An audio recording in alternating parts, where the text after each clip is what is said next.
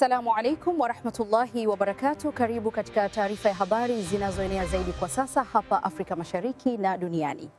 Tarehe 17 ya mwezi wa 3 2026 tutakuwa tunaadhimisha miaka mitano ya kuondokewa na mpendwa wetu Dr. John Pombe Joseph Magufuli, aliyekuwa rais wetu wa Jamhuri ya Muungano wa Tanzania wa awamu ya 5.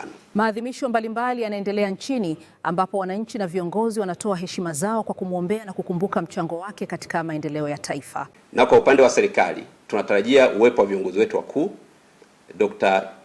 Emmanuel John Nchimbi, makamu wa rais wa Jamhuri ya Muungano wa Tanzania, lakini vile vile tunamtarajia rais wa Zanzibar na mwenyekiti wa Baraza la Mapinduzi Dr. Hussein Ali Mwinyi kufanya kumbukizi na kumkumbuka hayati Magufuli kwa mema na mambo makubwa ambayo aliyafanya.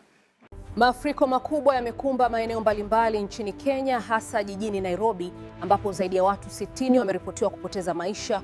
Nchini Uganda, maandamano ya vijana yanaendelea kushika kasi yakihusishwa na masuala ya kisiasa na uchaguzi. Kuahirishwa kwa mashindano ya wanawake Afrika WAFCON kumezua mjadala mkubwa miongoni mwa wadau wa michezo. Katika usalama wa kimataifa, mapigano yanaendelea katika maeneo ya Kongo pamoja na mvutano wa kijeshi nchini Ethiopia.